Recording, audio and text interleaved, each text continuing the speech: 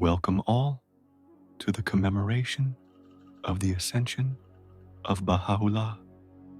The world's great light, once resplendent upon all mankind, hath set to shine everlastingly from the Abhá horizon. Abdu'l-Bahá. Opening Prayer. O Thou, the Lord of the visible and the invisible, the possessor of the kingdom of names and attributes, I beseech Thee by the sighs of them that are nigh unto Thee, and the tears of those who are devoted to Thy remembrance, and who are wholly detached from all beside Thee, to make this gathering a means of drawing nigh unto Thee, of detachment from all else save Thee, and of steadfastness in Thy covenant and Thy testament. Baha'u'lláh, Prayers and Meditations.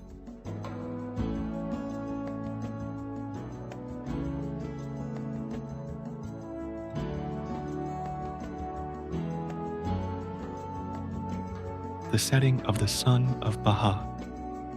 In the early hours of 29th May, 1892, at the Mansion of Bahjí near Akká, Baha'u'lláh, the promised one of all ages, ascended to the Abhá Kingdom. It marked the close of a life lived in continual sacrifice and service to humanity. Over the course of nearly 50 years, he had proclaimed a new faith, addressed kings and rulers, revealed divine laws, and brought into being the administrative structure that would carry his message into future centuries. 6 days before his passing, he gathered the believers and pilgrims in his room for the last time. He spoke gently, I am well pleased with you all. May God assist you to remain united. May He aid you to exalt the cause of the Lord of Being. Later, on the morning of his ascension, the world's light departed from this earthly realm, leaving behind a covenant that would protect the unity of his faith.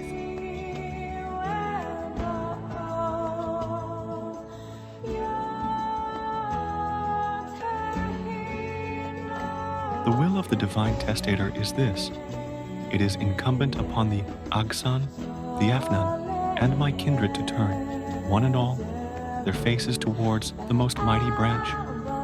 Baha'u'lláh. Tablets of Baha'u'lláh.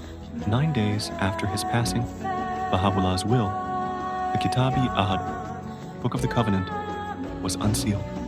It named his eldest son, Abdu'l-Bahá, as his successor.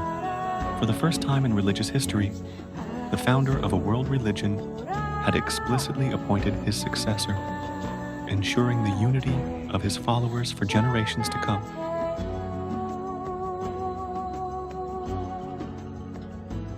Be not dismayed, O peoples of the world, when the day star of my beauty is set. Arise to further my cause and to exalt my word amongst men. Baha'u'lláh, Gleanings. I have offered myself up in the way of God. Every single hair of mine head calleth out that which the burning bush uttered on Sinai. Baha'u'lláh, Epistle to the Son of the Wolf.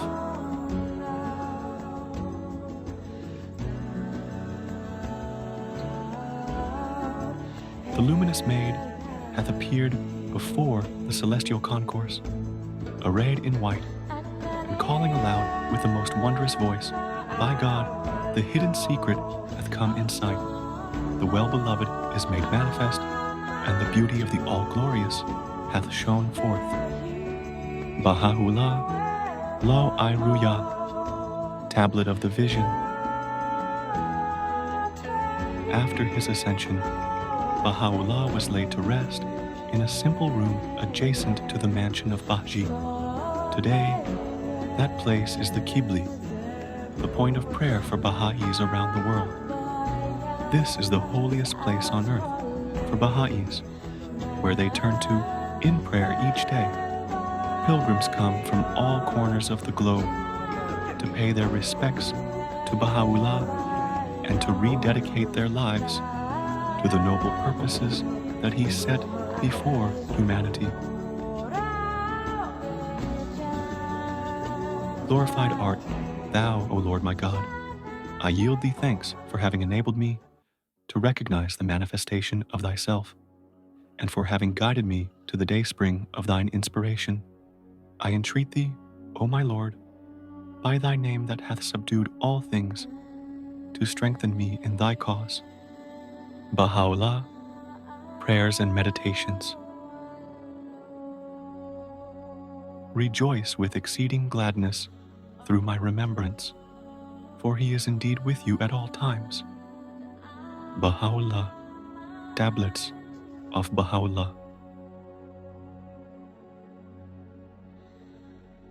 The tablet of visitation, the praise which hath dawned from Thy most august self, and the glory which hath shone forth from Thy most effulgent beauty, rest upon Thee, O Thou who art the manifestation of grandeur, and the King of eternity, and the Lord of all who are in heaven and on earth. I testify that through Thee the sovereignty of God and His dominion, and the majesty of God and His grandeur were revealed, and the day stars of ancient splendor have shed their radiance in the heaven of Thine irrevocable decree, and the beauty of the unseen hath shone forth above the horizon of creation. I testify, moreover, that with but a movement of Thy pen, Thine injunction, Be Thou, hath been enforced, and God's hidden secret hath been divulged, and all created things have been called into being, and all the revelations have been sent down. I bear witness, moreover, that through Thy beauty, the beauty of the adored one hath been unveiled, and through Thy face, the face of the desired one hath shone forth, and that through a word from Thee, Thou hast decided between all created things, causing them who are devoted to Thee to ascend unto the summit of glory, and the infidels to fall into the lowest abyss.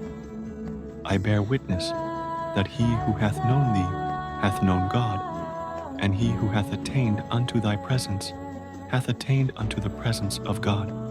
Great, therefore, is the blessedness of him who hath believed in Thee, and in Thy signs, and hath humbled himself before Thy sovereignty, and hath been honored with meeting Thee, and hath attained the good pleasure of Thy will, and circled around Thee, and stood before Thy throne. Woe betide him that hath transgressed against Thee, and hath denied Thee, and repudiated Thy signs, and gainsaid Thy sovereignty, and risen up against Thee, and waxed proud before Thy face, and hath disputed Thy testimonies, and fled from Thy rule and Thy dominion, and been numbered with the infidels, whose names have been inscribed by the fingers of Thy behest upon Thy holy tablets. Waft then unto me, O my God and my beloved, from the right hand of Thy mercy and Thy loving kindness, the holy breaths of Thy favors, that they may draw me away from myself and from the world unto the courts of Thy nearness and Thy presence. Potent art Thou to do what pleaseth Thee. Thou truly hast been supreme over all things. The remembrance of God and His praise, and the glory of God and His splendor, rest upon Thee, O Thou who art His beauty. I bear witness that the eye of creation hath never gazed upon one wronged like Thee. Thou wast immersed all the days of Thy life beneath an ocean of tribulations. At one time Thou wast in chains and fetters. At another, Thou wast threatened by the sword of Thine enemies. Yet, despite all this, Thou didst enjoin upon all men to observe what had been prescribed unto Thee by Him who is the all-knowing, the all-wise. May my spirit be a sacrifice to the wrongs Thou didst suffer, and my soul be a ransom for the adversities Thou didst sustain.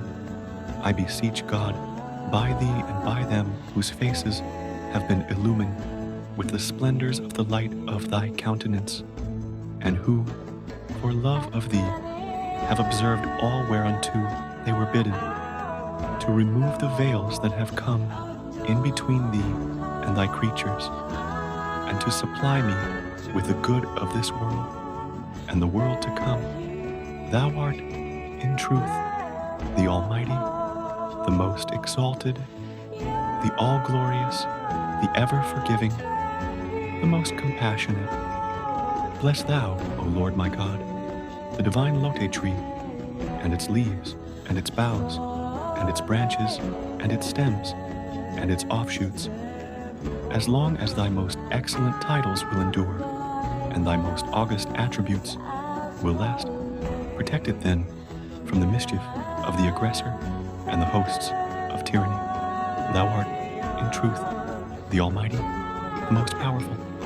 Bless thou also, O Lord my God, thy servants and thy handmaidens who have attained unto thee. Thou truly art the all-bountiful, whose grace is infinite.